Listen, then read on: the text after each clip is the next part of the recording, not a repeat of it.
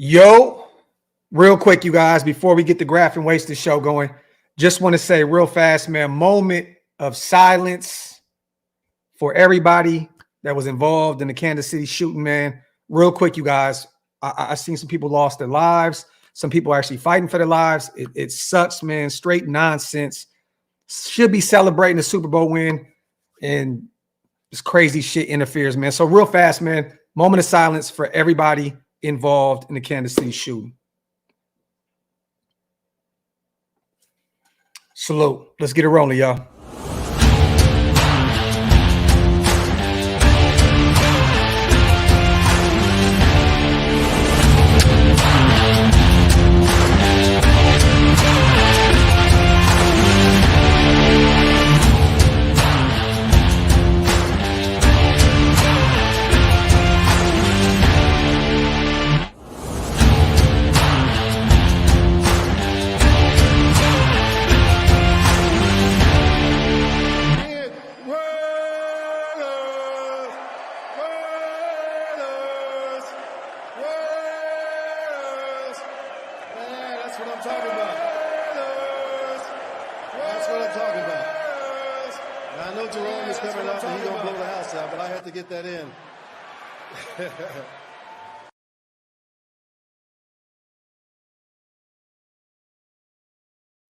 Yo, welcome to the latest installment of the Graphk and Wasted show. Or the Wasted the Graphk show, however you would like to slice it, man. You know what, real quick, man. So I read the reports, right? We gave our moment of silence for the people of Kansas City. And I just want to say this real quick. You know, sometimes we as people in this country, we feel that we're insulated from the problems of the world. You know, a lot of things have not really happened to us the same way it happens in other countries. You know, there's a lot of people who, when they walk out their house, things just go crazy, right? Yeah. And you know, we're getting into an era where, you know, art is imitating life. This is something that you would have thought would have happened in the movie, man. And I just want everybody to realize something, man. Say, you know, keep your family close to you, man, and really, really, really, you know what I mean, love your life and cherish your life, because those people that went to that parade went to have fun, man, and they had it ruined by some people who have evil in them. In a blink of an eye. In a blink of an eye, man. And that's the reason why mediums like this are really, really important, man, because it's cool, man, that we get to come here and have a good time, and y'all get to come and have a good time. We're doing something that we love, man, but it's not missed on me that the problems of the world are starting to spill into sport. Yeah. And that's the place where it should never be, man. And I hope, man, that this is the last time something crazy like this happens. I do too. Hey, real quick, my apologies, brother. I mean to step on your toes.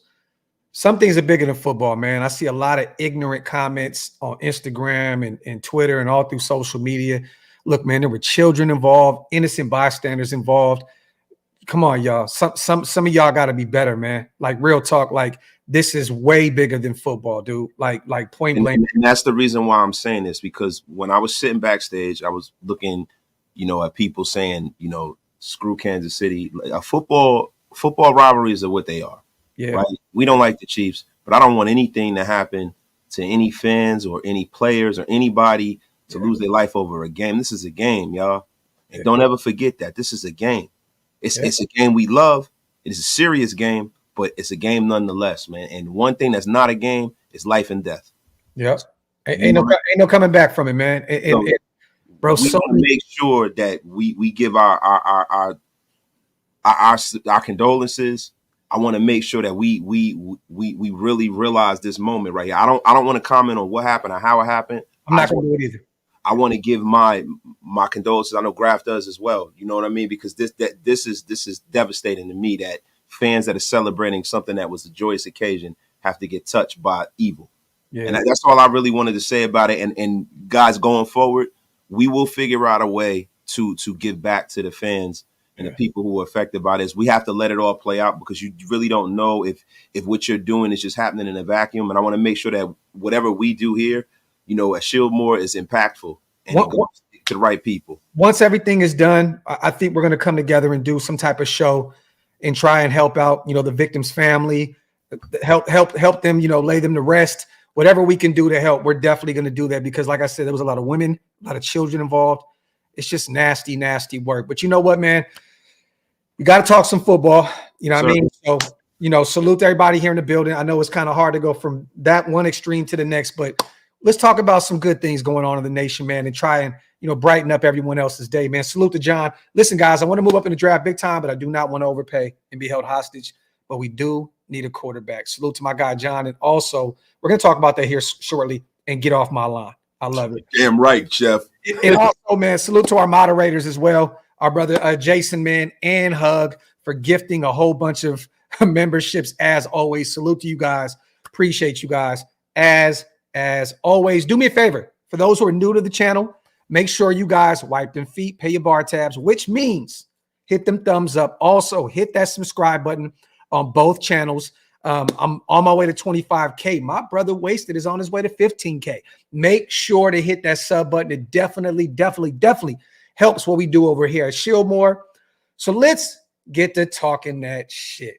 All right, man, real quick, Wasted. You know how we do over here, man. You throw me some alley-oops, I dunk them shits. I hit you with some alley-oops, you dunk them shits. Let's talk about a former Raider, man, that's still under contract real quick. You know what I mean? I don't know if anybody's seen this, but on Twitter yesterday, on Instagram, our guy, Chandler Jones, put up an interesting tweet, okay? And I don't know if this is serious. I mean, Chan has been trolling for the past few months. And I know that everything ain't right upstairs, but he knows what he's doing in a sense, Wasted. You kind of get what I'm saying? Like, does he? He's kind of playing with everybody in terms of the social media game. But he said this yesterday on Twitter, man. Interesting. Over the past few months, I've been dealing with some personal matters, but I'm happy to share that I'm feeling much better now. Jones wrote on X. I want to express my heartfelt gratitude to my family, friends, and fans for your unwavering love and support. Additionally, I want to offer a sincere apology to anyone I may have unintentionally offended. Your understanding and support means the world to me. So I want to say this real quick. It sounds as though this is like something that comes from his reps. I think that they're finally realizing, oh, shit, this may be it. This may be it. Your football career may be over. And maybe they're just trying to see if there's any inkling of any chance of any type of opportunity out there. This doesn't sound like something that Chandler would put together in a tweet. I've seen him tweet before. I've seen him go live on Instagram. Real quick, we're going to make this real short and sweet. Is this shit leather? Is this shit leather, Wasted? Is it leather? This shit ain't leather. This shit ain't leather. It's definitely not leather, bro. Like, dog, look, man. You say he's trolling. I say he's spiraling. Yeah.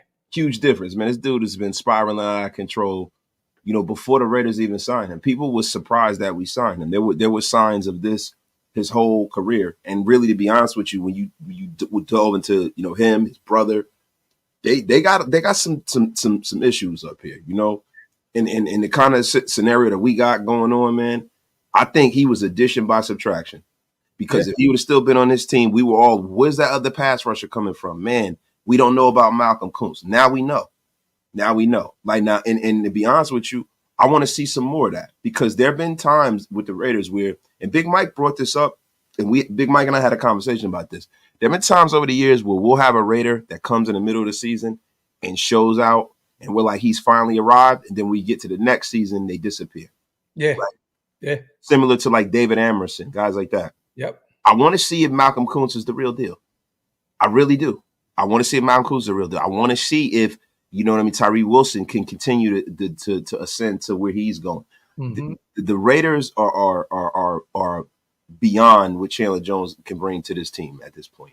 Yeah. He's not going to do anything but bring confusion. Why would you show me who you are once, man? You got to believe him. He's a guy who brings a lot of drama. And if you look at his stream of consciousness, that's not a guy that you can bring into any locker room in the NFL. So to me, I think his career is over. Oh, it is. If he was 28 years old, it'd be different. Now he's not. His career's over, bro. I'm telling you right now. I'm calling it right now.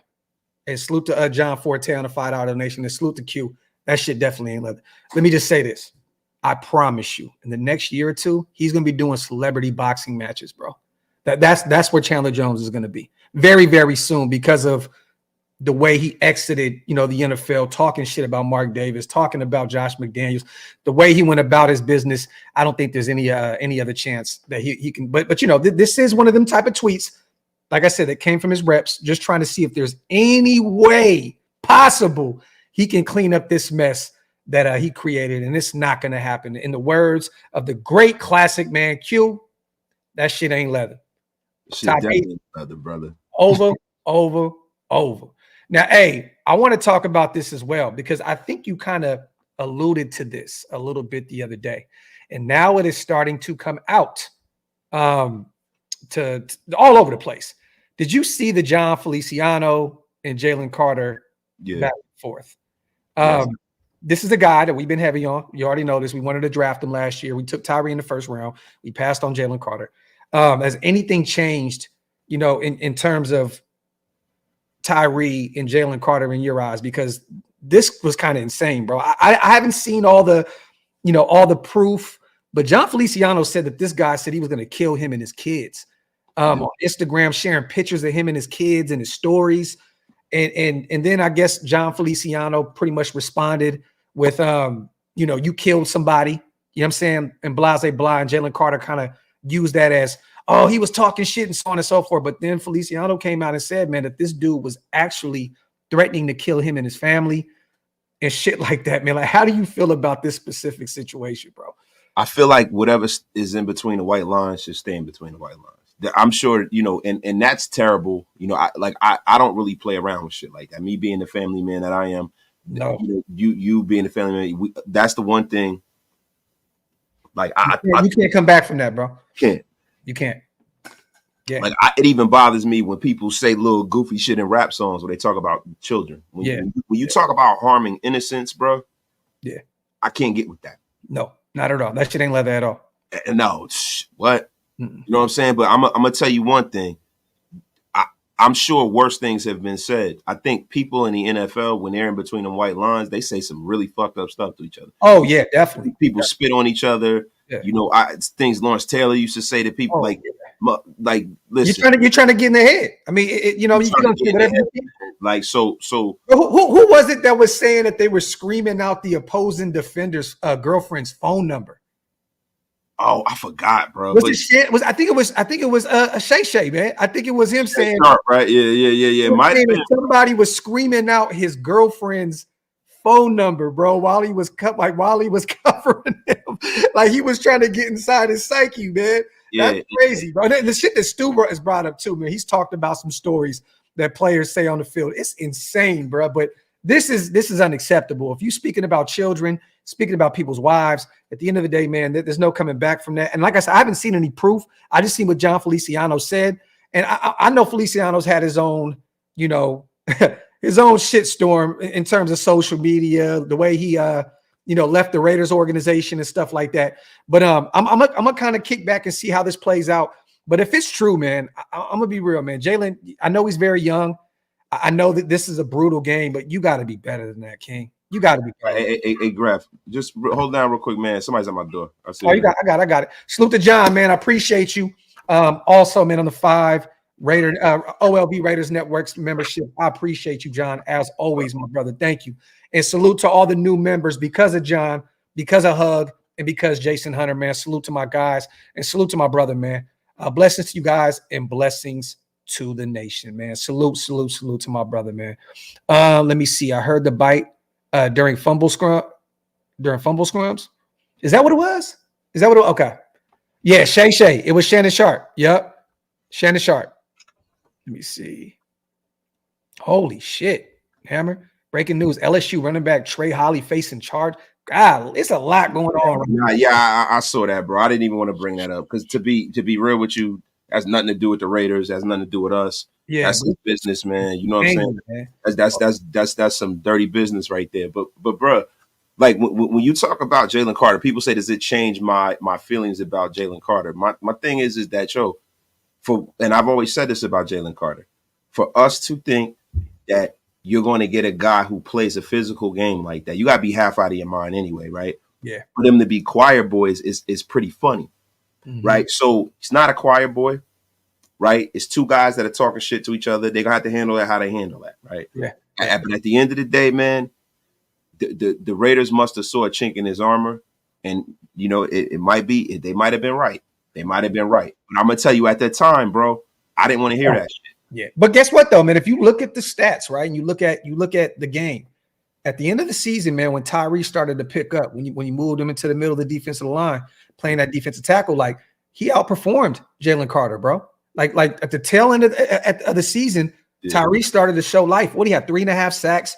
He started getting freed up a little bit, playing in the interior, getting to the quarterback. So at the end of the day, man, we beat up Tyree Wilson a lot over here at Showmore because we wanted our guy Jalen Carter. But at the end of the day, man, it looks as though we may have dodged a bullet in terms of character. See, but the thing with me was always the fact that Tyree Wilson was injured with a Liz Frank injury. Yeah. And it wasn't him personally. It was the fact that he was a raw prospect and the fact that he had that injury. Now, a limited skill set. Wasted that's what I was saying. But the one thing about Tyree Wilson, this is one thing. Shout out to my bro, man, my best friend, you know what I'm saying, since I was a kid, right? He huge Raider fan. What he said to me was, listen, guys that are that size normally don't fail in the NFL. Yeah. He was absolutely right about that. Shout out to my dog Lex. Shit. Salute to John real quick. All is right with the universe. 49ers just lost a Chief fan. I wish they both could lose, but lesser of the both evils living in the Bay Area. John, as someone that's from Northern California, I agree, King. Salute to my guy, man. Salute to my brother John, man, and salute to Intel, bro. He just blessed 20 people with memberships. That's Intel is just bombs over Baghdad with Intel. There's no, you know how people always say like there's no median. It's just either you just here or you there. Yeah, Intel is over here, man. Salute to our brother Intel for always supporting what we do, and salute to all the new members in the building because Intel. He said, "Damn, Intel, I'll go sit down now." Salute to Hug, man. Salute to my guy. And do me a favor, you guys. If you are not a member also of Waste This Channel, what are y'all waiting for, man? Go over to Waste This Channel, hit that join button, become Get Off My Lawn gang. Y'all be real member over there, man. Make sure you hit that button over there. Also, it definitely helps what we do over here at Showmore. All right, let's get it rocking, man. Salute to Intel once again, man. The GOAT. Him, Hug, Jason. There's so many goats in this chat, man. It's insane, man. All right, let's talk about our new offensive coordinator, man. For those who have no idea, I mean, it came out a few days ago. We haven't talked about it because we've been kind of kicking back, just letting the news kind of, compile. But we went out and signed James Craig. This is a guy that has an extensive career, Wasted. I mean, started as a coach in '97 at Colorado State, was a graduate assistant, went to Colgate from 2000 to 2003, a defensive line coach. Idaho, 2004 to 2006 as the defensive line coach. So he's been on both sides of the trenches. Also a former Raider guy, 2007 to 2008. A lot of people didn't know that. Assistant offensive line coach. Went to Tennessee in 2009, offensive line coach. USC 2010 to 2013, offensive line coach. Then went to Denver 2014 to 2016 as an assistant offensive line coach. He's made his rounds through our division. The Chargers 2017, assistant offensive line coach. Then he went to LSU, and I know you got some little intel on that. Offensive line coach and running game coordinator from 2018 to 2020. Then the Niners 2022 to 2023. He was the assistant offensive line coach, and now he makes his way to Las Vegas to return to the Raiders. How are you feeling about this move? A guy with a shit ton of experience. I feel pretty good about this, man. Everyone knows we let Carmen Brasillo leave. He went to help the Giants fix that O-line and try and protect Daniel Jones. How you feel about this move, man? I mean, I like the fact that you brought a guy who was around Kyle Shanahan. Kyle Shanahan, it didn't do so great with, buttoning up that Super Bowl. When it comes to designing, run plays and blocking schemes and things like that, and the offensive line coach that they have with the 49ers is terrific, right? Development of players and things like that. It to me, it's a great hire, right? The only thing is that I don't know if James Craig and, a guy like Luke Getsy, and I'm sure they probably hired him because he is on the same sheet of music with Luke Getsy. Oh, yeah, definitely. Getsy and Craig have to be on the same sheet of music because people think that offensive line coaches are the ones who design what kind of blocking scheme they're going to run. And offensive coordinators are the ones who are like, listen, I want us to run power concepts or want us to run a zone concept. And then what the offensive line coach has to do is he has to get everybody on board with that and coach that skill set. So let's hope that they have the same ideology about how they go about bringing along this offensive line. And also, you know, I'm real big on player development, and I like a guy who made his rounds in the college ranks, because that means that they're a teacher of the game. So I'm 100% on board with this hire. Mm-hmm. But the only thing that I'm a little concerned about is the fact that, I mean, this is a guy that has never been an offensive line coach before. He's always been an assistant. He's been the bridesmaid, never the bride. Yeah. And I don't know, I know this is his shot, but I'm under the estimation that for me having, the coaching staff that we have, I want people who have held that position before, who knows what it's like to be in the line of fire in that kind of way. You know what I mean? So that's the only thing, like his lack of experience actually being the guy. Yeah. But if you're going to bring in somebody, you want to bring it in from a successful situation like San Francisco. Yeah. It's funny because we kind of traded offensive coordinators. So I don't know if you've seen it, but our assistant O-line coach, Cameron Clemens, and he had a few interviews, I believe, with Carolina and a few other spots. Could be wrong with Carolina, but I could have swore it was the Panthers. He took the same job with the Niners. So he went over there with them, and then we got our guy, James Craig, to come over here. It was like the racial draft with Dave Chappelle. There you go. Yeah. Most deaf. Yep. Straight up. All right. Thanks. And I love what 10 Commandments said right here as well. This hire seems like a further testimony that we want to run the football.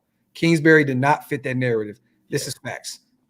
Salute to 10 Commandments, man. Salute to our guy, East Coast Gridiron, in the building as well on a $5 donation. So for those who had no idea about this, we did go out and hire our offensive coordinator. That's one more thing we can take off the list.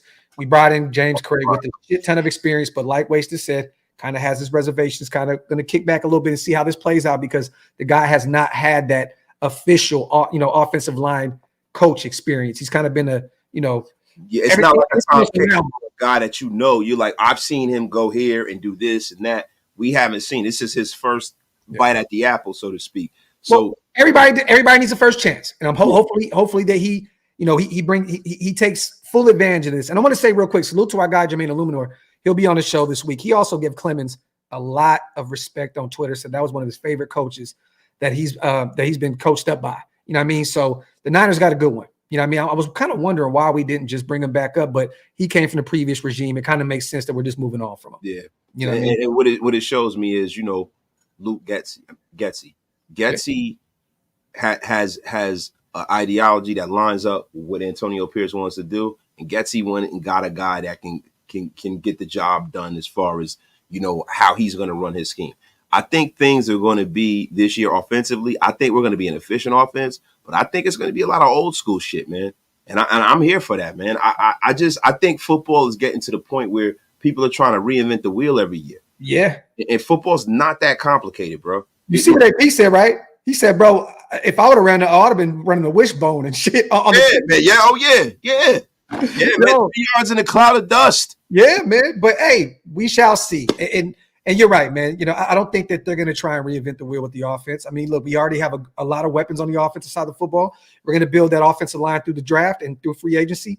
I'm excited to see what they do, on that side of the football. I don't think it can get any worse than what it was last year, man. So we shall see what Getsy, man, and Craig has, what they could put together on the offensive side of the football. Real quick, there was some breaking news that happened right before we went live as well, Wasted. Everyone knows Champ Kelly, former Chicago Bears guy. Everyone knows Luke Getsy, right? A guy that just came over. That was the offensive coordinator for them that took the same spot over with us.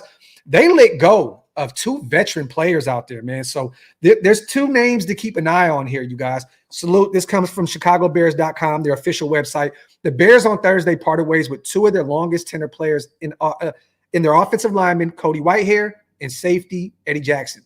A 2016 second-round pick out of Kansas State, Whitehair appeared in 124 games with 118 starts over 8 seasons with the Bears. He started all 16 games in each of his first 3 years at center, a position he never played in college.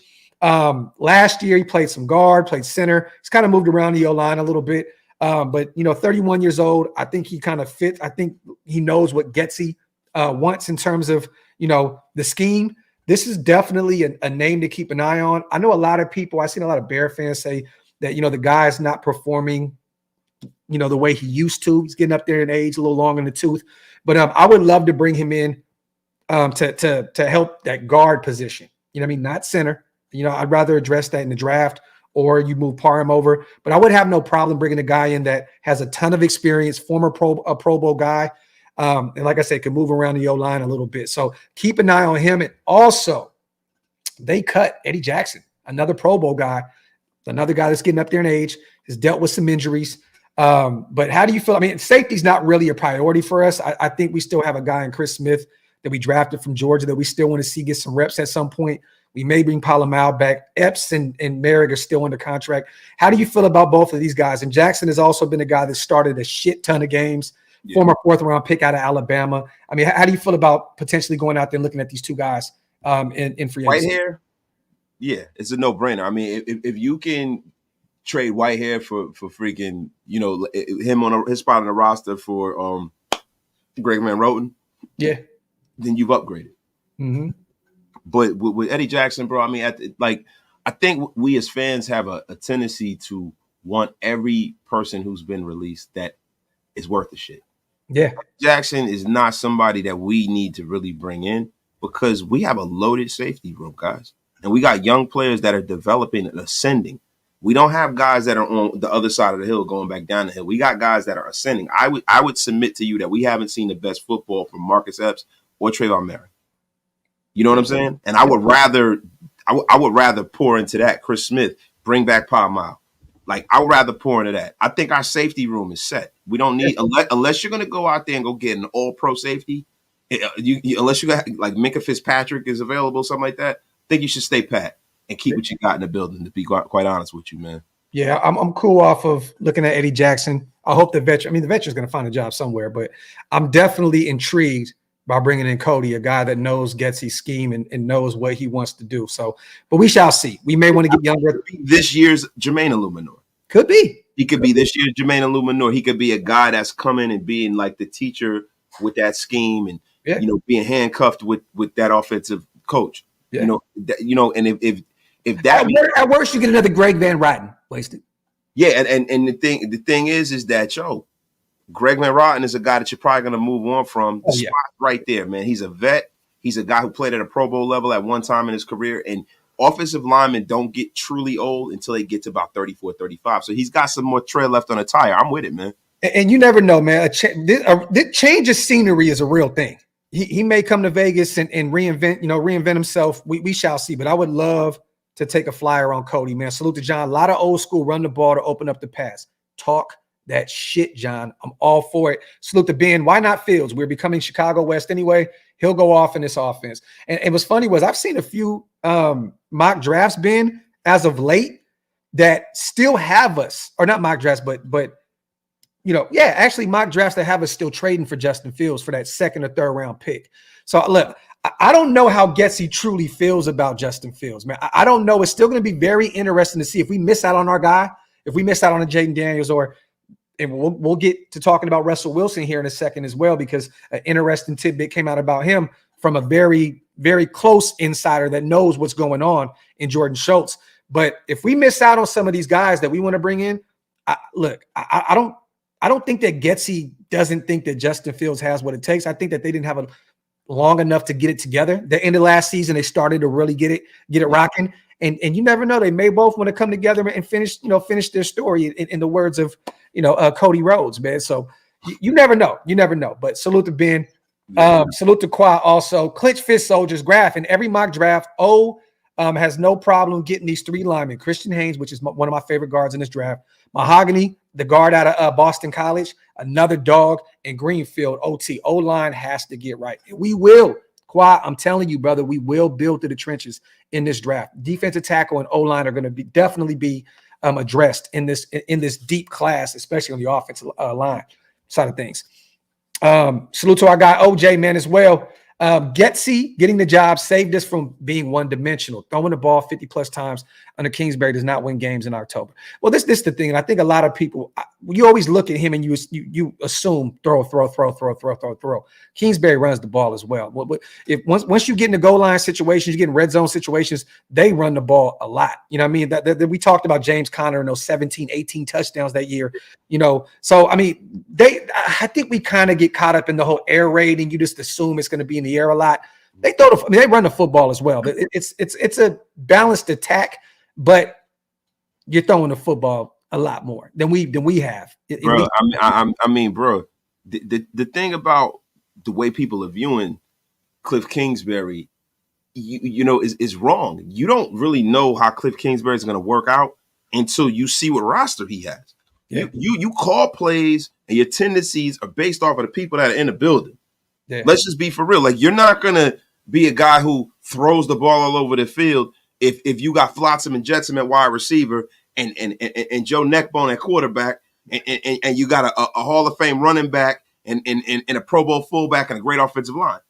You know what I mean? You got to work with the ingredients that are there for you to cook the meal, bro. You can't cook a cake if you don't have cake flour and butter and things like that, right? I like what Omni said right here. Wait, so this is actually perfect. Kingsbury doesn't throw the ball 50 times. He runs out of a spread package.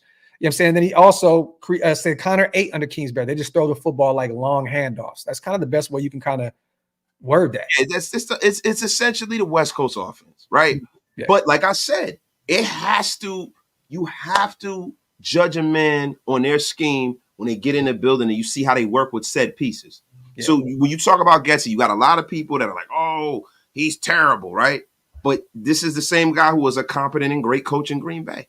Yeah. Because he had Aaron Rodgers and Jordan Love, and he helped develop all those guys. And that's a piece of his history too, right? So when you talk about Justin Fields, we look at the fact that they weren't getting along. And I even spoke about this the day he was hired. But when you look deeper into that situation, at the end of the season, they started to get on the same page. At the end of the season, people were giving, Justin Fields a standing ovation. Yeah. They wanted him to start. There are a lot of people who don't want the Bears to draft a quarterback. Yeah, bro. Every Chicago Bears fan that I know personally wants to keep Justin Fields. And you know why? Because there are two reasons. There's a reason why the Bears in their history have not had a 4,000-yard passer in their history. Yeah. Even having, Jay Cutler there. Yeah. You know why? Because it is hard to throw that football in that wind. Yeah. There are 3 teams that you got to have a strong arm to throw the ball. Shit wasted. Yo, the New York Giants and Jets in East Rutherford, New Jersey, it's like a wind tunnel. I remember back in the day, the Giants would open up the doors and shit to make people miss field goals and stuff. It's free, right? Yep. Chicago and Green Bay. And the one reason why Green Bay, the stigma is not the same is because they have a heated field. Yeah. So you notice when it snows in Green Bay, you can see the lines, the hash marks and shit like that. But other teams that are in those kind of elements, like the Minnesota Vikings, they've had a freaking dome for years because of that fact. Yeah. So when you get a guy like a Caleb Williams, he might not be the quarterback for you in Chicago.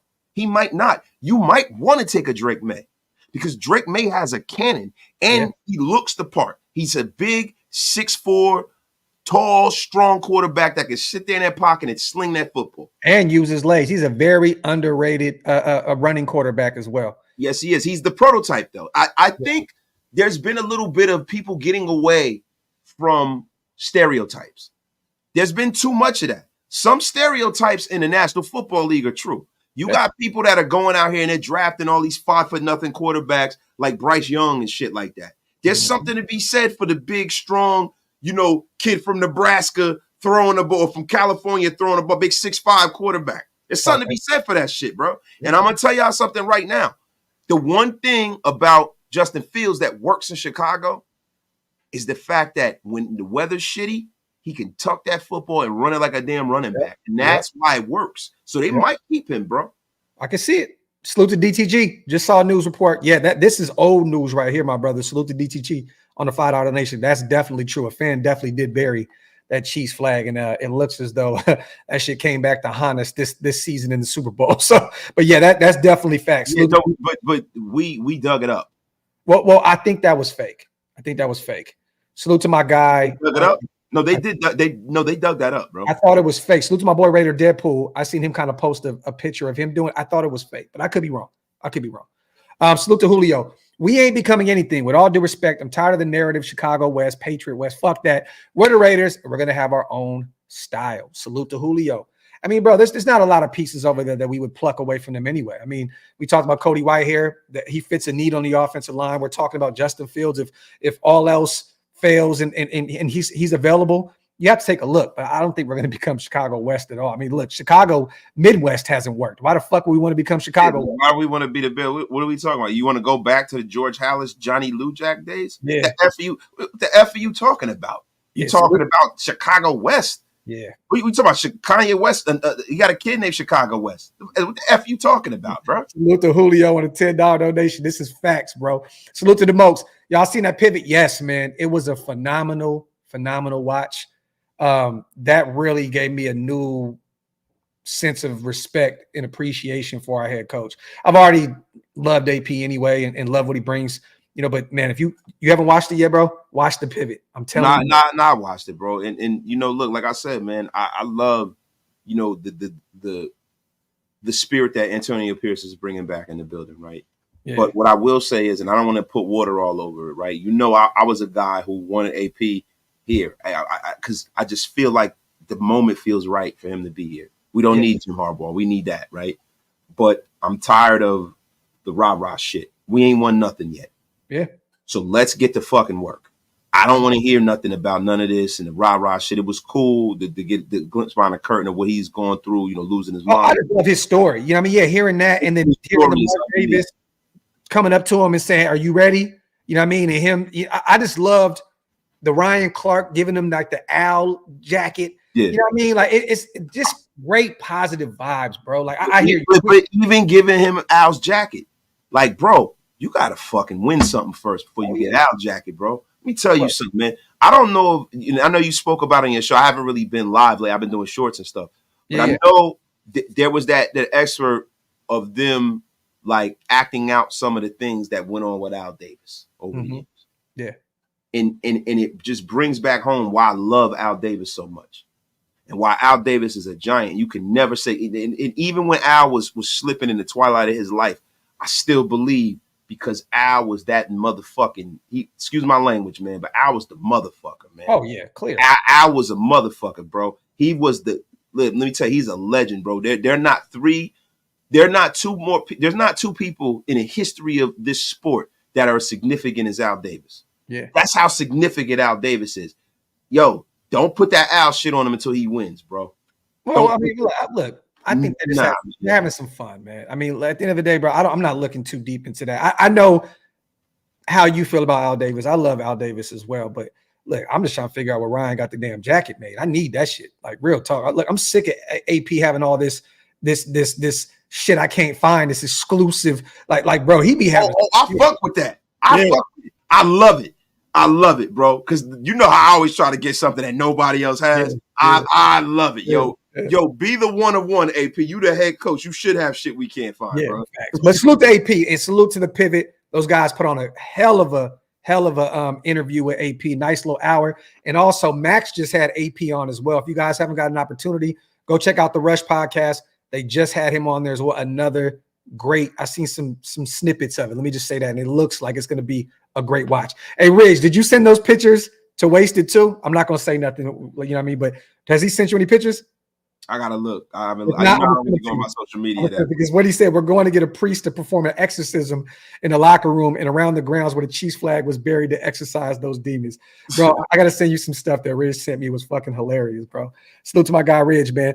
Also, hey, yeah, DeMarcus, bro, facts, bro. If one of us don't have it, it's definitely got to be some one-on-one type shit. You know what I mean? Let's get to the next subject, you guys. And also, we're gonna have our brother tap in with us here in a minute. And we're going to do a full mock draft, you guys, the first round. We're going to pick for every team. So stay tuned for that. We're going to do that on the way out of this show. So stay tuned. A mock draft with every team in the first round. And then we'll start getting to our mocks, full 7th round when we start getting closer to the draft. So stay tuned for that. All right, man. I know there's been a lot of talk with us. You know, we talked about Russell Wilson. We talked about the possibility of bringing in a veteran. in free agency. It looks as though, man, Sean Payton is still kind of confused here, not knowing what he wants to do with Russell Wilson. I know the reason he sat him. They brought Stiddy in. It was the same DC effect. They wanted to possibly save that money from injury and all that other shit. Well, now there's a lot of talk about them actually keeping him, because to be honest with you, Wasted, I think his new 4 or 5 year deal, right, kicks in this upcoming season, like $200+ million. I don't know how you move on from him and take that kind of hit, bro. I know they're trying to work on maybe restructuring that deal. I don't know if Russell would do that. If he was smart, I'd be like, no. The way y'all treated me at the end of the last season, I'm not restructuring shit. But there's a lot of talk now of them potentially restructuring that deal and keeping him in Denver. But an insider and a friend of the show, salute to our guy, Jordan Show. He was supposed to be on the show a while ago. He got busy. He has a lot going on now with Bleacher Report, and he's all over the place. But I quote, this is what he said, according to Bleacher Report's Jordan Schultz. I would be really, really surprised, based on what I've been told, if it was with the Raiders. Schultz said in a February 13th video, I know it's been speculated nationally, but it would surprise me if Russell Wilson ended up with the Raiders. How do you feel about this? And once again, I just read it right here. He's just about to start his 5-year, $242 million contract extension. So it's very, very tough to get rid of him. And it'd be an $85 million dead cap hit if they moved on from Russell Wilson. So how do you feel about that, man? The thing for me is I've never seen a quarterback that's a starting quarterback get treated like that in the last, 15, 20 years. This is not the days of Mike Ditka and, Bill Parcells dressing down Phil Simms on the sideline, or Mike Ditka, totally destroying Jim Harbaugh. Mm-hmm. You don't do that to a starting quarterback in the National Football League. Yeah. And to be real with you, if I'm Russell Wilson and I have any dignity, I say, you know what? Fuck you, cut me. Yeah.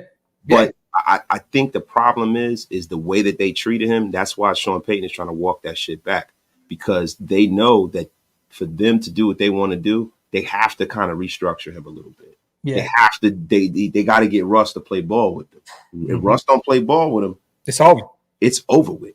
Yeah. And that's the reason why you got to watch how you treat people on the way up, because you're gonna have to see them same people on the way down. And I think with DC, bro, the way Sean, and the way Josh treated him, he got nothing out of it. Nothing out of it. Yeah. DC didn't try to help him out at all. DC said, you know what, as classy as possible. He said, fuck you. Yeah. Right. And you know what? Josh probably deserved that.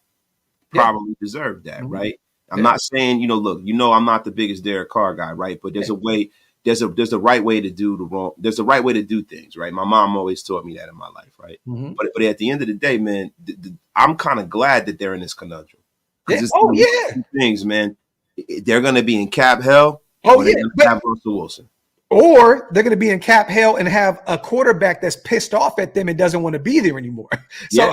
You know what I mean? So that there's going to be a lot of negative energy regardless if they pay him or not. And I know he's a professional. He's going to go to work and show up regardless. But I think the Denver Broncos are in a terrible, terrible situation right now, and I'm here for it. And we're going to claim that dominance once again by beating them twice next year. Salute to everybody here in the building. Wipe them feet. Pay your bar tabs, you guys, meaning hit them thumbs up. Also, hit that subscribe button if you guys are not subscribed yet. We appreciate you guys. Over 1,000 people in the building, almost 1,100. We salute you guys so much. I want to show you something. Wait, have you seen this? So everyone knows that Josh Jacobs is a free agent, right? And there's question marks if he's going to be a Raider. You know what I mean? Well, how much he's going to be asking for. I've still been seeing him put up these weird subliminal messages on Instagram and Twitter all over the place. Deletes them, puts them up, deletes them. Josh he's one of those guys that continues to put up subliminal messages. Well, I've seen something interesting. We have a running back, right? That we got in the 4th round out of Georgia 2 years back. He ended up kind of showing his worth last year when Josh got hurt. Couple, 100-yard games. Was actually balling for us. Yes, he was. He has been in the gym this offseason. Wasted. Oh, really? Oh, he looking like baby Bo Jackson. He trying to get that starting job. Bro, that is our running back on a rookie deal coming off of a great end of his season. He is in the gym going. When you see a motherfucker that's barefooted in the gym, Oh, he ain't playing, bro. Yeah. Oh no. Oh no. Oh no. And you know, Zeus got that old country strength. Yeah, man. That shit is real. Yeah. Shit is really real. He done turned to the Incredible Hulk out this motherfucker. Bro, that's how running back. like that is crazy, bro. That is a body that's built not from steroids, but from collard greens, cornbread, chicken. Yeah. You know what I'm saying? Yams. That's what he got right. That's that country strength right there. That motherfucker, just straight country. Eating hoe cakes for breakfast. Y'all don't even know what hoe cakes are, do y'all? Hoe cakes. Yeah, hoes got to eat too, though. Well, yeah, man. Hey, I'm excited to see what we look like next year with Zeus. Everyone knows he'll be here regardless. He's under contract. So it's going to be interesting to see, what Getsy sees in Zeus. We've heard a lot about early on in year one under Josh McDaniels. We've talked to some people that actually know Zeus in Vegas, and he was kind of upset. He didn't want to be out there. I mean, he missed home. He's a country guy. He did not like being in Vegas. And I heard last year with AP taking over, shit got turned around real quick. That Zeus is actually, excited to be there and excited to finally get some opportunities. So it's going to be very, very interesting to see moving forward how he performs for us, man. But crazy. That's a horse riding joker right there. You like to ride a horse? He's a country boy, man. Country boy, like, well. Hey, out in the desert, you can get some countryfied activities out in the desert. Yeah. You get some countryfied activities. There's horseback riding and. Bro, I mean, hey, man, Henderson is country as shit, man. There's areas out there in Henderson and Summerlin that are country as fuck. Go buy you a farm, Zeus, and whatever the fuck you eating, keep eating that shit. Yo, Winky Dinky Dog. Winky Dinky Dog. The Winky Dinky Burger. And coming soon, the Winky Dinky Hoe Cake. Yo, hey, real quick too, man. Speaking of just yoked, have you seen? I know we talked about the parade, but let's bring one part of that was actually funny. There was a few things there. Travis Kelce completely drunk out of his mind. I hated that he sung Viva Las Vegas. I can't stand Travis Kelce. Like he just literally just. Whew. You know what I had to do after he sung Viva Las Vegas? I had to go back and watch Derwin James slamming him on his back like the jabroni he is. Yeah. He pisses me off more and more. Real quick, did you see what the New York Times trying to say that he made the fade haircut famous? Oh my god! Like every black man in history, oh my god, he had a fade. Bro, I was like, bro, are you fucking serious? I said, why don't y'all just go back and go look at Martin Luther King with a fade, or Malcolm X with a fade, or Marvin Gaye with a fade? Like every fucking body. Nat King Cole with a taper. Like, what the fuck are y'all talking about? He made it famous. You know what face I had, bro, when he said that? Nas, fucking Jay-Z. Well, like, name them. The fuck are you talking about? You know what face I had when he said that shit, bro? Facts. Oh my God. You invented the fade. But he did end up having an interview where he said it's funny, but fades have been around forever. He did come out and say, blah, blah, blah. But nasty work. Nasty work. He had to do the Justin Timberlake when they said Justin Timberlake created beatboxing. Yeah. Oh, my God. Justin Timberlake was like, oh, wait, I did not create beatboxing. Yeah, man. but bro, back to the parade, right? There's a player that we've been talking about, for upcoming free agent that we want to bring in. The number one free agent out there, period. I mean, number one player. Period. But Chris Jones was out there absolutely slaughterhoused. Like, done. This is what he said. I ain't going anywhere, baby. I'll be here next year, the year after, and the year after. Chris Jones, who said who was a free agent in this upcoming offseason, right? Then his agent went on Twitter, Michael J. Katz, and said, cut them bartenders off. Sure. Way too much. We've seen this happen in years prior, right? Where guys kind of get a little wasted and they get a little in their feelings and they go on YouTube, or not YouTube, but social media, and they kind of say, let's run it back and so on and so forth. And then they end up gone. I think Kansas City has like $23 million. I know they can restructure some deals. I think Snead, they're going to probably bring him back. You know what I mean? I do. Younger. I think he's like 26 years old. played phenomenally for the Chiefs this year, but he also wants to be paid. He said in the interview I seen on Twitter earlier today, pay me. I deserve to get paid. What do you take from this Chris Jones shit? I personally think that he was just wasted. I think he's going to take the best deal. He already, a 3-time Super Bowl winner. There's no real reason for him to take any kind of pay cut to return to Kansas City. I just don't see it happening, bro. I see Chris Jones. I don't either, man. He knows that this contract is the contract that's going to set him up financially for life. So when all of the meaningless things that are said, in the heat of joy and receiving your Super Bowl ring, he's going to look at them 3 rings, shine them up real nice, and then he's going to look at that money. He's not going to take $1 less than his market value dictates. Now, the funny thing is that the Chiefs may be able to give that to him because, listen, we all know how this shit goes. Patrick Mahomes going to move some money around. Yeah. They're probably going to let LeJarry Sneed walk. They're going to do everything they can to keep that guy. That guy is the most significant person on that team besides Patrick Mahomes. Definitely. Even more so than Travis Kelce. Agree. So he's not going easy. It's nice to talk about, but he's not going anywhere. And to be real, it's so much easier to replace a guy like Sneed. You got Trent McDuffie there. You can go get another guy in the draft. Like it's just so much easier to replace a guy like that. You can't replace a Chris Jones. I mean, you can put Neil Farrell. You can put Thick Frame out there, and he's going to be the next Chris Jones for you. So it's in a lot of the names that are out there.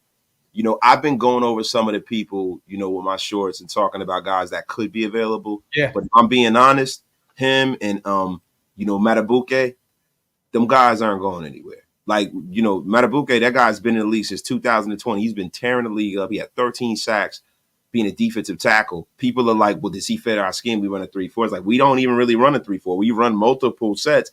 And a guy that's that talented, you make him fit. Yeah. I think Christian Wilkins too. I think the same thing with Christian Wilkins as well. I think he gets franchise tag. So bro, it's looking like Leonard Williams or bust. Yep, that's it. Yep, it's looking like that because that's the guy that probably will be available, and I'm okay with that. Oh, definitely I'm okay with that, and I'm okay. I just want us to bring in a veteran who's been successful to add him to all the youth that we have on his defensive line because that's what we've been drafting big bodies, man. And he also helps the edge rusher room, bro. We've talked about this. Big Cat can kick outside. He can move all up and down that defensive line. So I'm all for that. And he'd be a cheaper option as well. So if you want to go get a Leonard Williams, you can still go pay a veteran guard to come in or a potential corner or something like that. Financially, it makes a lot more sense to bring in the Leonard Williams than to bring in the Chris Jones. You know what I mean? But me personally, in reality, it makes more sense. Oh, yeah. But if I can choose any of them, it'd probably be Chris Jones or Matabuke. Clear. I mean, Chris Jones is just, I mean, he's shit. I mean, besides Aaron Donald, who's been a more impactful tackle than him over the last few years, Let's get these supers in real quick. We're gonna get our brother in, man, to do this mock draft. Salute to Chopper. QB talk is cool, but if we were to go in a different position, who would you want to take in the draft? I mean, it's not sexy at all, Chopper, but I'm going offensive line. Like if we don't take a QB in the first, let's just say Michael Penix and let's say maybe potentially JJ McCarthy, which I don't see it happen at all. But maybe they fall to the second, right? Penix, I can see. I could definitely see him being the Will Levis of this draft. Yeah. But I would go right tackle. We don't know what we're doing with Jermaine Illuminor. We don't know if Mumford's the guy yet. Or take a guard. Take the likes of I take Powers, the center out of Oregon. I'm gonna be real. If you can move back a few picks and take him and pick up an extra second rounder or an extra third rounder, I would do it if you don't identify the quarterback in the first round. So I'm still sticking to the O-line unless Jazir Newton is there, the defensive tackle out of Illinois. I would take him. You know what I mean? Because he's a dog. I mean, he's a dog, bro. But I mean, there's a couple of guys too that, and I know a lot of people won't agree with me, but if I'm keeping Tyree Wilson inside and making him kind of like a 3 technique kind of guy, there's a couple of pass rushers in this draft. Latu. Fall to us too. Latu. Yeah, Latu is a guy that reminds me of Max Crosby. Yep. That motor, man, is different. That motor, and if you can get a guy like that to put him with a Max Crosby at a young, you can have a hellacious pass rush, and that's what we need to beat the Queefs. Yeah, definitely. And if you don't go that route, you can also go the likes of Aquinya Mitchell out of Toledo or one of those corners. there's a lot of corners in that's going to be going in that first round. So it's going to be interesting to see where we go. Salute to Quad. Imagine if we can get Josh back in the building. What is that running back room going to look like? Wow. You already know Josh likes to smoke, might be the best running backs in the league. And remember, we still got some other guys, on this roster as well. We still don't know what we have with Britton Brown. I mean, he's not even a for sure thing to make the roster. 7th round guy to UCLA. But, we always kind of looked and referred to him as like Latavius Murray, right? A guy that was like a late round guy that ended up translating. I mean, Latavius is what? I think a 2-time Pro Bowl? Yeah. So, I mean, shit. I mean, but the Pro Bowl don't really mean what it used I know. I'm just saying that, the 1980s where you look at the Pro Bowl and Dan Marino starting for the AFC and he's actually there. This shit don't mean anything anymore, bro. Duncan, we got a Chiefs fan in the building. Salute to Duncan. He also said the Lions can go after Jones too. I can definitely see them going after him. That'd be insane if they got him and then got another pass rusher in the draft. Detroit Lions defensive line would be scary, bro. They need another guy on the other side of Aiden Hutchinson. I could see them going to get Chris Jones and then drafting a lot too or something. Dog. Ugh. Filthy. Yeah, man. Filthy. Filthy. So the 10 Commandments, don't be surprised if Mahomes restructures, and our brother Wasted just said that, to keep Jones. Remember, Brady restructured several times for talent. Factory outlet. But I think once that alcohol went down, I think I think these guys kind of came back down to reality. Wasted. I think Chris Jones like, I'm gonna go get the bag back. And this is his last deal. This is his last big deal. Like real talk. This is the last one. So he's gonna want every single dollar. S. Van Pran, I love him, but he's not better than Powers, bro. I'm sorry, he's not. And I love Van Pran out of Georgia. I take him if he's available in the 2nd or 3rd round. But I'm seeing mock drafts where he may be available in the 4th round. So, and he's a dog. He fits that Raider, him and Power. They fit that Raider mold. But it's going to be interesting to see what we do at the center position going into the draft. Salute to LM. Shit, I had a fade in high school in the 2000s. Me too. Before I became bald, man. Factory. Salute to LM on a $5 donation. Salute to John. I'll say it again. Old man wasted. Old man was, he looked like a blood. Nah. Bro, y'all don't even understand the whole, bro. Whoa. Look, I'm definitely not involved in any of that food. I'm way too old.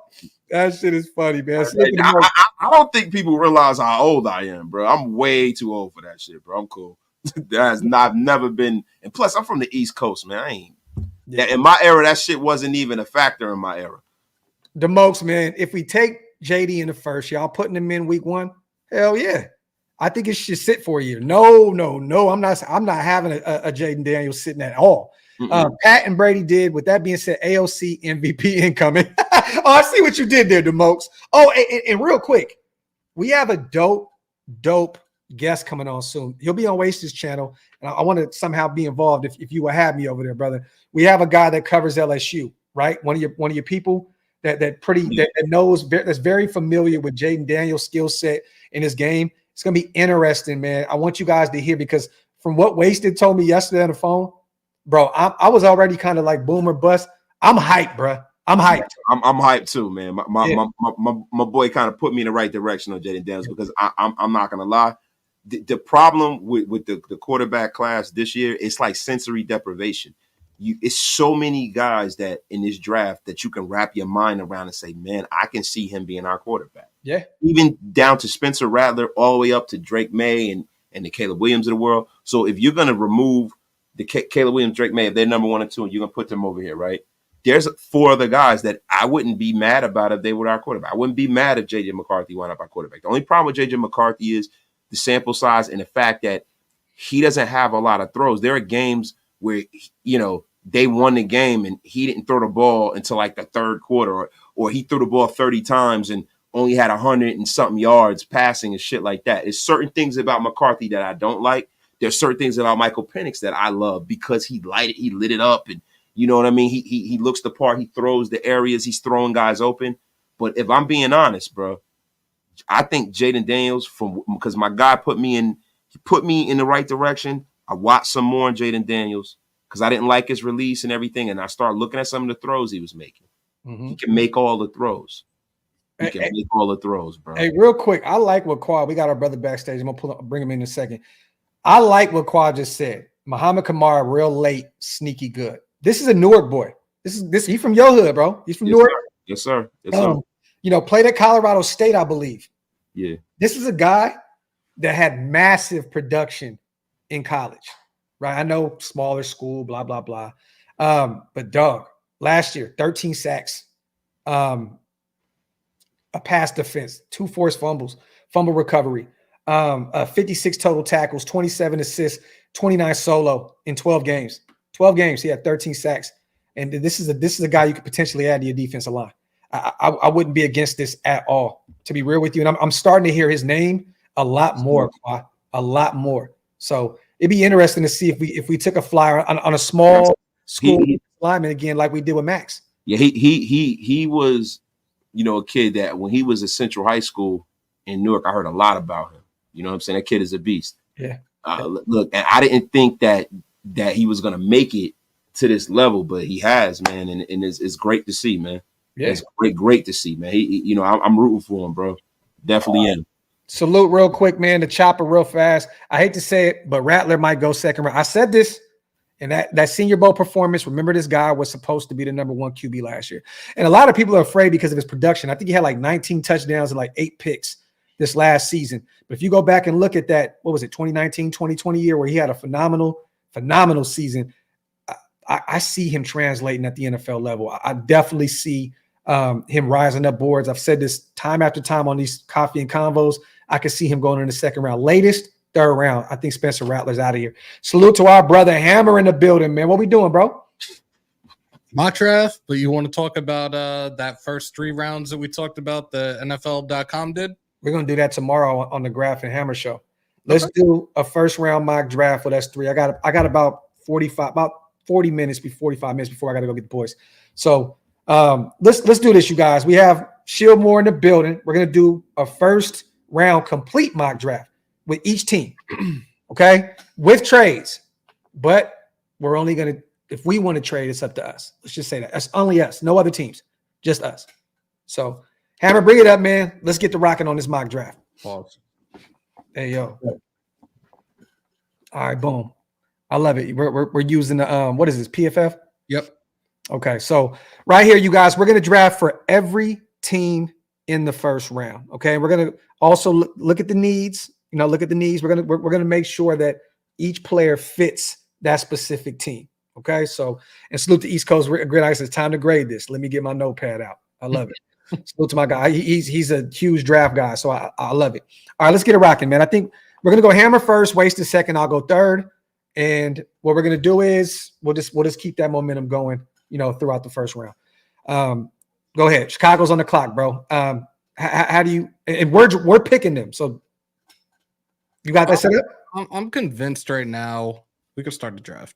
I'm convinced right now that I listened to you guys talk before in regards to playing in Chicago, quarterback in Chicago that has not thrown for 4,000 yards. Yeah, wasted with a haymaker. Caleb Williams definitely ain't that guy. And we've heard the reports out there that Caleb Williams is probably a better fit now that Cliff Kingsbury is in Washington. Do they swap? Bro, I've been saying that for months. They never said that shit once. You gonna swap? Yo, no this F and disrespect here. The F is wrong with you. I've been saying that shit. You've been saying it too. They are going to swap. Fucking Washington and Chicago. They're going to swap, bro. Chicago's going to control this draft, bro. I don't think a trade is necessarily going to happen with this, especially the more and more we hear these talks as we get closer and closer to the draft. With the first overall pick in the 2024 NFL draft, Drake May. Chicago Bears select Drake May. Yeah, I mean, bro, they probably could because that's what I was alluding to earlier. The big, strong quarterback that can withstand them Chicago wins. Yep. Bro, it's look, man, you gotta have a strong arm to cut through that wind out there, brother, if they're gonna make this pick. And the reason why I go back and forth with I think they trade though, because I think Chicago's they need the draft capital. They just freed up like $30 million, releasing 2 veterans. I think that they would want some draft capital there, though. Yeah, this is the reason why Chicago will want to trade, right? Because they understand the value of the number 1 pick.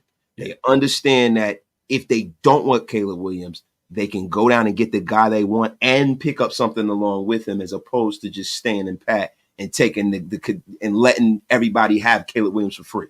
Well, either way, even if you have them ending up with Drake May, 1 or 2, we got him there anyway. So with the number 1 pick, Chicago takes Drake May. If they trade back to 2 and still take him and pick up additional draft capital, either way, he ends up in Chicago. Wait, we're doing this the whole draft, shit. This is gonna be quick though. This is pretty easy right here, Wasted, right? God, Caleb Williams. I mean, that's pretty easy. You get to pick the Raiders, you douchebag. How do you You gonna make a trade? You gonna make a trade? Hold on, John. I'm gonna read that and say, why you assume that?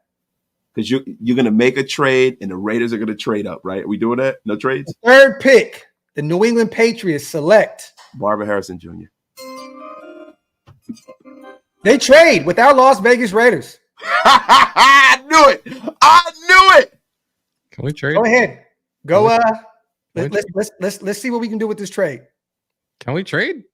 Oh shit, we can't. We can't. Well, wait. Yes, we can. All right, let's do it. What do you want to trade? You give up our first. You want to do what I've been doing? What were you doing? This year's first, this year's third, next year's first, second, fifth. Go with our first and second this year. Give them our 3rd and our 5th next year. See if this works. This will be the first time I'm doing this one. Oh, wait. I'm tripping because you got to give them another first. Yeah. So give them next year and take that. Yeah, keep it like that. Go ahead. Boom. Oh, We got our guy. okay. Hey. We got him. We got him. With the 3rd pick, our Las Vegas Raiders select Jaden Daniels, LSU Heisman Trophy winner. Hold on. AP Hold gets on. his guy. Why can't I get there? It's not letting me go there. Hold on. Salute to my brother John on the $10 donation. Yeah, that's a fact too. You never know. But Yeah. there have been other great quarterbacks that everybody had written on from day one, like Peyton Manning. So Yo, this shit is not letting me fucking continue. I think that was a good draft right there, man. and look, I'm done with it now. We got Jaden Daniels. It completely froze. What the fuck? Did it freeze up? Yeah. He said, y'all not being realistic, man. Come on, Bobby Washington, man. Why we not being realistic? Why we not being realistic? Popping between sales calls and paying my tithes. Salute to Darth Vader in the building. Not letting me do this shit. Close this shit. Bobby, I can hear Bobby Washington now. I never met the man, but I can hear him. He said, "Yeah, motherfuckers ain't being realistic. Ain't gonna happen, man." That sounds Yo, like hey. something else. That shit's funny, bro. He said, hold on, there was something I see right now. Hold on. That shit's hilarious. Hammer computer ain't leather. Yeah. That's He did that shit. That shit ain't leather. That shit yeah, ain't it's not even letting. Like I'm trying to go back into it, and it's not letting me do it right now. S-Dot, what you mean, bro? Why am I fired as the general manager? What you mean? I broke the internet, then. I'm telling you, bro. Hey, we did what we had to do when we had to do it. Hey, man. Hey, listen, bro. If that happens in real life, I'm happy we went up and got a young quarterback. My guy T's are the place to be, man. Get off my lawn, general. The league rejected the trade. Hold on. All right, let's get it rocking. We're going to have to push through, though. I got to get the hell out of here in a minute. Yeah, Lester Cotton at Lester Cotton. Lester Cotton. Somebody said we're going to get. He used to go get that Alex What Leatherwood did you kid. offer for that trade? First and second this year, Uh-huh. and then a first, third, and fifth the following year. Yo. Of course. Now it doesn't want to take it. Fucking I'm gonna be honest with you. You know what shit is, leather? Imagine, bro. Imagine we go out there, we do our Dougie, and go and make a trade to bring Alex High Stake Leatherwood. The shit would be leather at that point. That shit ain't Leatherwood, man. That's bruh. You imagine you bring Alex Leatherwood in? I mean, Add just do 1, 2, and 3 next year. Just whatever. Too late. Sorry. Give him everything. All right, cool. So, all right, on the clock, I think this is pretty easy, Hammer. Where are we going right here with Arizona? Harrison Jr. He said, Donnie said, even in mock drafts, the NFL is trying to fuck the Raiders. Salute to the 1,100 people in the building. Where we going right here? Wait. This is where the draft really starts to get interesting here with the Chargers. Joe, you know what? You know what? Go to is Ola whatever the fuck for Penn State. That's they don't take Rome here or Malik Neighbors. Nah, they need a lineman bad. Yeah, Fashanu, the tackle from Penn State. He's up there. Yeah, take Fashanu. All right. Wow. The Giants are taking offensive line. That line is terrible. It's Joe Alt right here. Vanilla Vic. Yeah, Joe Alt. You have the Giants taking Joe Alt. Mm-hmm. But it could get interesting. They may take a receiver. Oh, I was doing that for the Giants, man. I didn't even see I was picking for the Chargers, man. My bad. I think the Giants are going to try to get a quarterback. That's another reason why we need. I think the Chargers take a receiver. They may take Bowers there.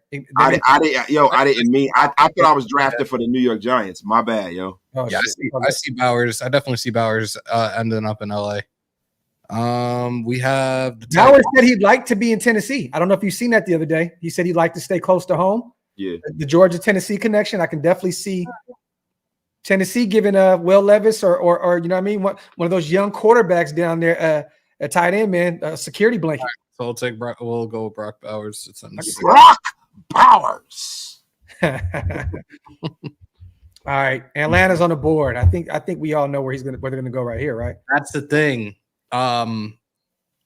Oh my God, Morris just said it today that pretty much like the quarterback is on the table. Yeah. So they could trade for Justin Fields here. You never know.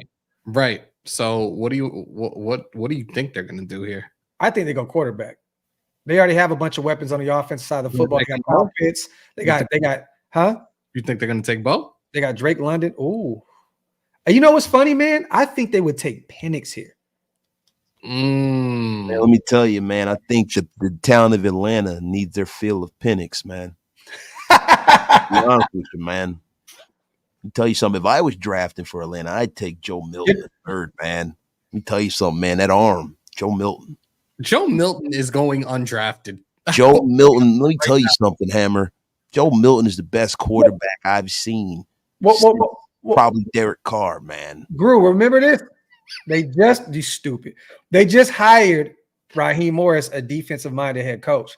Right. So maybe they do go edge rusher here. I could definitely see them taking a Dallas Turner out of Alabama. Right? They can go potentially a different way. They can go continue to build that defense up. Hey man, I'm on the same sheet of music as you, Graphk, man. I'm gonna tell you something, man. When you got a head coach named Raheem, it's a guy that wants to kick some ass. Tell you something right there, man. I haven't met a Raheem that doesn't want to whip a little ass, man. Gru, who are you really taking right here in Atlanta? So I'm the guy that's got to draft. Hey, my buddy Bro Schmo is in a place to be, man. Big sexy Byron Murphy to the Raiders. Yeah. Hey, man, listen, man. If he can play ball, he can be here with us, man. I seen a few mock drafts. Us taking him at 13. Bro Schmo, if you didn't know so, my guy. Bro Schmo's gonna come on with us. Bro Schmo, man, this is a standing opportunity, man. Come on with Shieldmore guys, man. We'll do a little draft coverage, man. What do you think, Bro Schmo?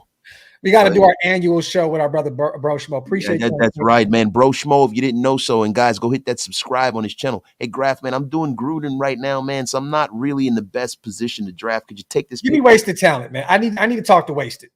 I think Wasted left the building, man. All right, so this is what I'm gonna do. I'm gonna take the Atlanta draft pick right here. Go to quarterbacks real quick. Thank you, man. Storm Duck. Yo, you know what, man? I just can they? I don't see Penix going this early, man. I don't. No, hell no.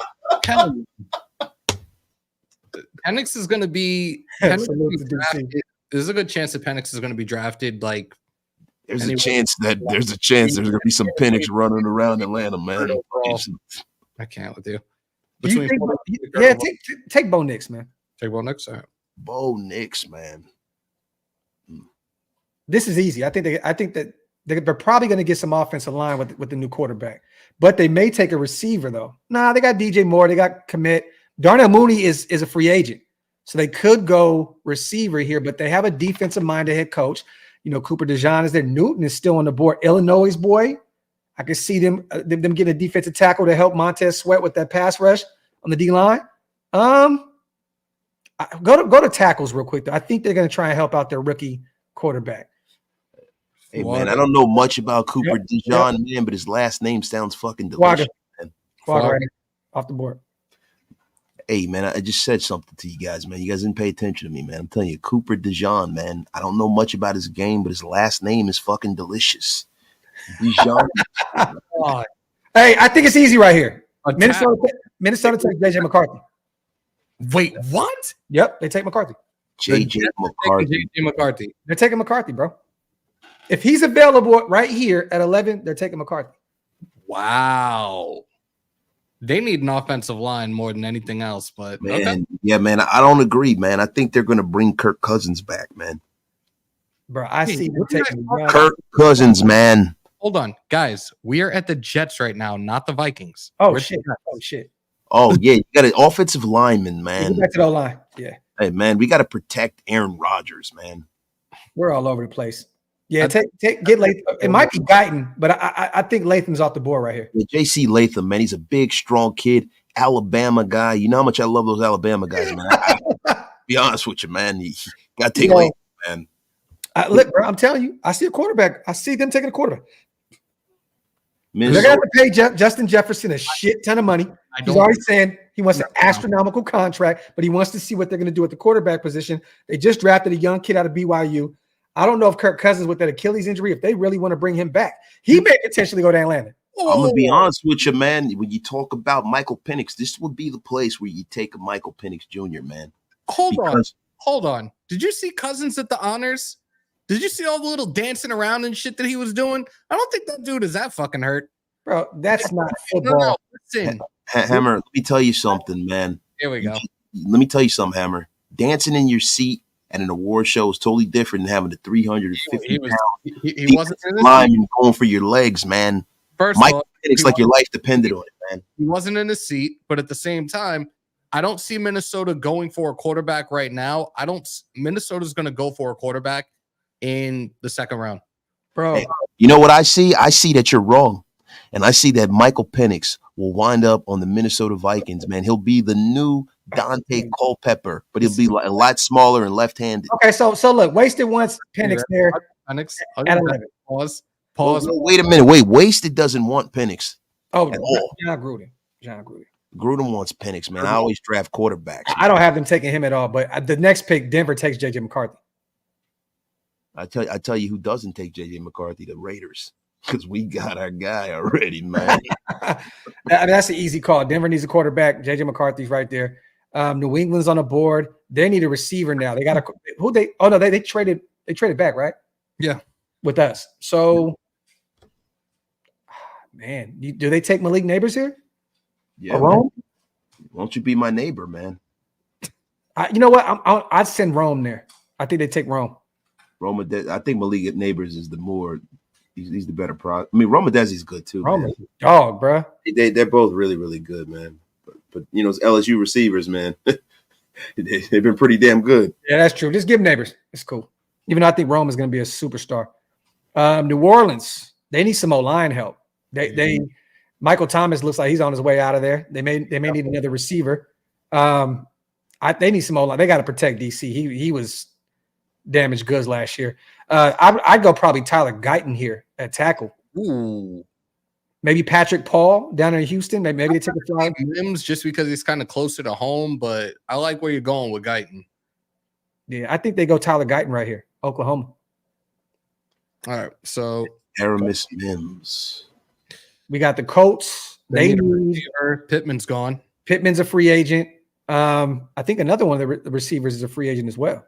Yeah, I think Dunze is probably going to be the best fit for. Give Rome with Anthony Richardson. That is a mean 1-2 punch right there. Two physical jokers too, man.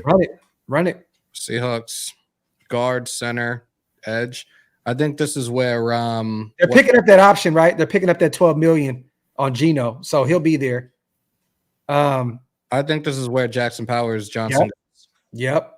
Damn, that's a really good one right there, bro. Yep. And he stays in the Northwest. Yep. Jaguars. They may need an edge rusher here because Josh Allen might be out of there. Is this where Dallas Turner finally is off the board? You said edge, right? Go to edge. Mm. Verse, Florida boy, Latu. Mm. You know what? Send Verse. I think Verse goes to Jacksonville, man. They need another edge rusher. Yeah, I mean, hey, that's an in-state guy. That's a guy they probably been scouting. You know, Jacksonville definitely does, and we don't know if they're gonna with Josh Allen if he's gonna return too. So they're definitely gonna need some pass rush. Cincinnati can get a receiver here if they don't franchise tag T. Higgins, which it sounds like they may. No, they definitely are. They're gonna run it back with Joe Burrow. I think they need a tackle though, right? They need a tackle back. They need interior defensive line. They need a tight end. Go to tackle. They're going to be They're going to be protecting that investment in Joe Burrow. Yeah, he's been hurt too much. You got to protect him right here. This is where Mims is off the board. Boom, and this is easy. You got Aaron Donald's replacement right there with Jazir Newton. Me personally, I think that's kind of easy, right? I mean, they already drafted a quarterback in the 4th round out of Georgia last year. You know what I'm saying? So I'm assuming that, you know, they're not going to go the quarterback wave. So let me see. Right now, Pittsburgh, they got to go O-line. They just got rid of. They're going to go Zach Frazier. Think so? Yeah. They need a center too. Like they're going to need all the. That's their main offensive line help that they need, and they're going to need a linebacker. I can see them getting an edge rusher too, but they need some O-line to help protect whoever the hell's going to be the quarterback there. So I hear you. I think Zach Frazier is their quarterback right now. It's going to be Pickett probably. I mean, and the Mitchell Trubisky's out. He left. About that kid, Mr. Biscuit. So okay, the Phillies here. Oh no, Miami's here. They need another corner because it looks as though they may move on from Xavier Howard. They need a right guard as well because Hunt is going out on free agency. But maybe they keep him. You never know. I mean, me personally, I would assume. Shit. Yeah, look. I would go corner here, bro. But you go ahead, Hammer. I'm over here just making all the picks and shit. Yeah. Oh man, we have an angry chat today. Got people talking about doing mock drafts 40 years ago. I used to do mock drafts, eating my shredded wheat over the light of a fire, drinking Ovaltine, listening to Little Orphan Annie. The Cooper DeJean's right there, bro. Like he's the best player available right now. You don't think that they go get a corner or Wiggins? Like, oh, they needed an edge rusher too, though. Did they? Yeah, bro. They can get that in the 2nd round. They need an edge rusher. Philly. Look, I'm like looking at what it's showing as their needs right now. They need a lot more because Christian Wilkins is going to be gone. Hunt is going to be gone. You just talked about Howard. He's going to be gone. How long was Jalen Ramsey's contract with Miami? He has a couple more years. They need a corner though. They need a corner. A lot, yeah. And right here, I think Philly goes Terrion Arnold. To me, he's the best corner left on the board. And they like their Georgia boys. They like their Alabama boys. I think Philly goes Terrion Arnold right here, the best corner left. Keep building them up. We're gonna have the new. Even though Quinyon Mitchell could have been the pick. Could have been the pick. Or Boschmo says Armstead might retire too. Teron Armstead? Yeah. So they need a receiver, tight end, defensive line, and a linebacker. Oh, for Houston. Go to best available real quick, bro. So they need a linebacker, they need defensive lineman. Man, Latu is there, is still at the edge rusher position. Go down, bro. I mean, look, Latu's there. You take him. If D'Amico Ryans being the defensive head coach he is, I can see the potential to fly the receiver right here too. Wasted for CJ Stroud. Give him another weapon. What if they take Brian Thomas out of LSU, or they take Troy Franklin out of Oregon? Right. I can see that too. Let's go, Brian Thomas. Okay, go ahead, LSU boy. Dallas. They may go running back. This is going to be the very first running back off the board.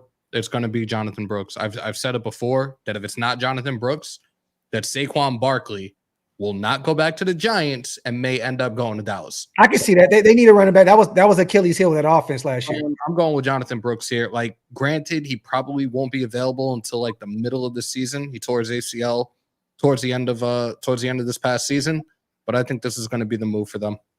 Okay, I would have went corner, but they need a running back. So I think they can get a running back in the later rounds, though. But let's see. We got Green Bay on the board right now. They need a tackle. They can use a safety here. Some defensive line help. This gets a little tricky here. Go down a little bit. Let's see. I think they're gonna go with Byron Murphy here. They can go Jordan Morgan as well. Like they need a tackle. Yep.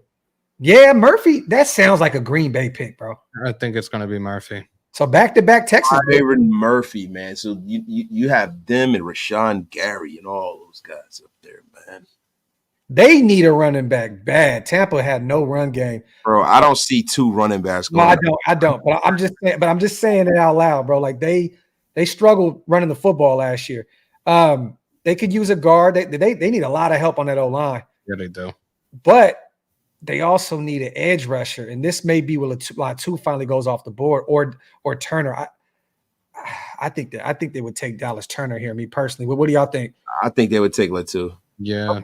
Latu. Then the thing about Latu is that now we're going off the Senior Bowl, right? Now we might be overreacting, but the thing about Latu was he left football because he had a medical issue.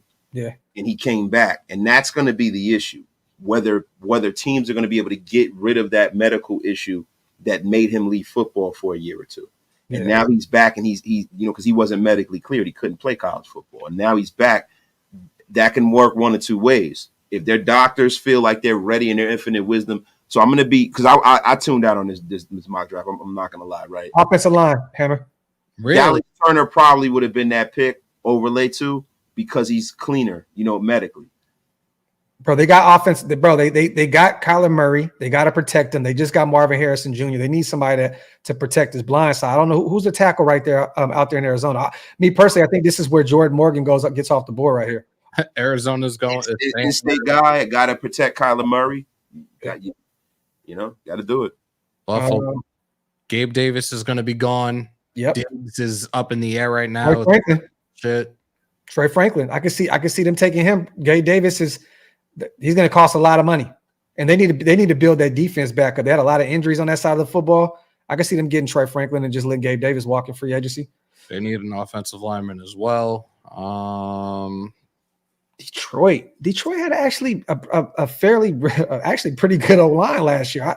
I think they go corner here, bro. Or they get some D-line help. You know what? Nate Wiggins is still on the board, which is a shock because I think he would go a hell of a lot earlier. I don't think bro. Me personally, and I could be wrong. Local boy, 45 minutes out. I think they go Quinyon Mitchell right here. He has that Dan Campbell rough and tough written all over him, bro. Me personally, but look, you guys, what do you think? Hey, I'm just saying, bro. Maybe they take Wiggins. I mean, who do you got? Wasted. I would say Nate Wiggins. Nate Wiggins is a guy that a lot of people have rated over Kool-Aid McKinstry, right? And that's a need. He's still on the board. You got to go Nate Wiggins. Okay. I got Quinyon Mitchell there, but it is what it is. So out of Toledo, he's a guy. But see, Graphk, that's the thing. Quinyon Mitchell is a guy that now everybody's starting to talk about. But when we get into, everything, we start getting this pro days, tape, all of that stuff. Mitchell coming out of Toledo is a guy that, you know what I'm saying, you got to look at that with a jaundiced eye. You got a guy that's playing in the ACC against the top, the top all his whole college career. So I think that's why Wiggins is going to go a little higher. Hey, Hammer right here. I could see Dallas Turner finally off the board. Clowney's up free agent. They can use some edge rusher help. I think they bring back Justin in the middle of that defensive line. He's going to be tagged. I do. I think they're going to tag him. So I think they can use an edge rusher right there.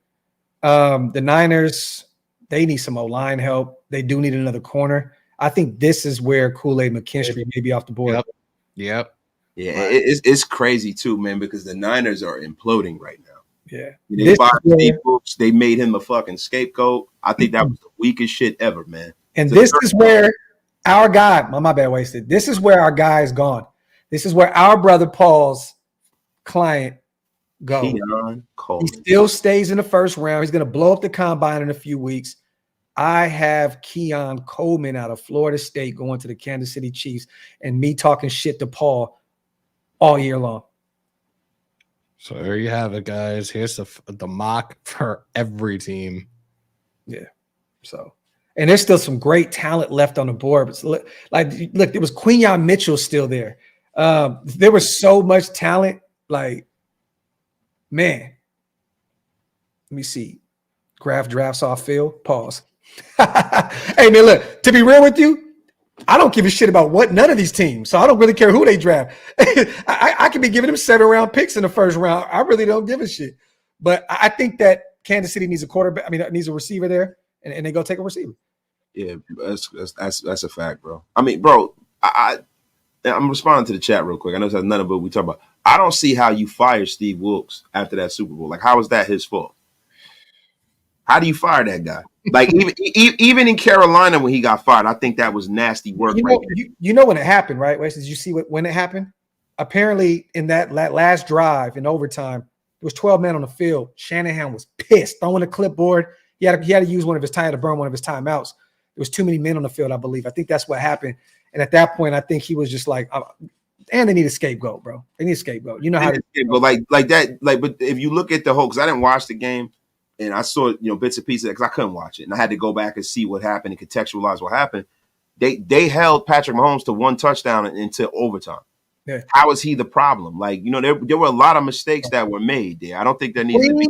Wilkes in, have him be a senior advisor on the defensive side of the football, some type of defensive assistant. Bring him in. Bring another mind in to help mold that defense, bro. You have him, Marvin Lewis, Antonio, Ryan. Bring him in. Bring him in. And I've seen Steve Wilkes get he's kind of gotten fucked in Arizona. Yeah. They draft Josh Rosen. They give him 1 year. He's like 8-8, and they fire him. Then he goes to Carolina, and he takes over as an interim coach. Does well. Yeah. And now he gets screwed again. I just think it's terrible what's happening to that guy, man. You know what's funny, man? They fired him running Shanahan's defense. Yeah. That's the crazy thing. It makes no fucking sense. I'm starting to think that, when it comes down to close games, maybe Shanahan is the new Andy Reid, where Andy Reid earlier in his career would lose big games, right? He lost a lot of games, at home, NFC Championship games, stuff like that, losing Super Bowls, close Super Bowls. Maybe this is Kyle Shanahan is maybe the Cody Rhodes of coaches. His story has not been completed. He's trying to live up to Mike Shanahan. Whoa! Yes, sir. He has not lived up to the old man. Yeah. Maybe that's what it is. Salute to everybody here in the building. Still got over 800 people rocking. I appreciate you guys. As always, I'll be back tomorrow. Hammer, you want to get that show rolling? Yeah, we'll do it tomorrow. We'll get another show rolling tomorrow. I know Waste is going to be doing one of his solo lives over there. He's been ripping and running, working a lot. So he's just been putting up a lot of shorts and short videos. But our brother be back doing his thing over there at Raider Nation Unlimited as well. But other than that, man, appreciate you guys. I got to go pick up my sons real quick, man. On the way out, you guys, wipe them feet, pay your bar tabs, break them thumbs, hit that subscribe button on all 3 channels. We appreciate you guys as always. And this week, we're supposed to have Jermaine Illuminor yesterday. I don't think all of us realized it was Valentine's Day, and ain't nobody getting killed for doing a live on Valentine's Day. Yeah, so, hell no, bro. So there's a reason why, but I'm gonna reach out to him today. We'll lock that in for this week sometime. If it's not the next few days, this weekend we'll get it rocking. So once again, man, salute to Zahn on the way out. Gruden said, "F the Shamara." Shamara. What the fuck? Oh, Zahn, what you mean, bro? What you mean? And salute to Primos, man. Content. My God, man. Other than that, we love y'all. As always, we appreciate you guys. We out. One.